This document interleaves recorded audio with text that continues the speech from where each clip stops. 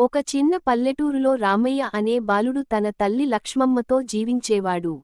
తండ్రి లేని బాధను మరిచిపోయేలా లక్ష్మమ్మ తన జీవితాన్ని కొడుక్కి అంకితం చేసింది. ఉదయం నుంచి సాయంత్రం వరకు కూలిపని చేసినా రామయ్య చదువుకు ఏ లోటూ రాకూడదని తానే ఆకలిగా ఉండేది. రామయ్య అలసిపోయి పుస్తకాల మీద నిద్రపోతే తల్లి దీపం వెలిగించి పక్కనే కూర్చొని అతని భవిష్యత్తుకై మౌనంగా ప్రార్థించేది. ఒకసారి పరీక్షలో విఫలమైనప్పుడు రామయ్య నిరాశగా ఉన్నాడు. అప్పుడు తల్లి, "నువ్వు ఓడిపోలేదురా, ఇంకా నేర్చుకుంటున్నావు అంతే" అని చెప్పింది. ఆ మాటలు అతనికి కొత్త బలాన్ని ఇచ్చాయి. సంవత్సరాల తర్వాత రామయ్య మంచి స్థాయికి చేరి తన విజయం గురించి మాట్లాడేటప్పుడు, "ఇది నా కష్టం కాదు, నా అమ్మ త్యాగం ఫలితం" అన్నాడు. తల్లి కళ్లలో మెరిసిన ఆ కన్నీళ్లు ప్రేమతో పెంచిన కొడుకు జీవితంలో నిలబడ్డ ఆనందానికి నిదర్శనం.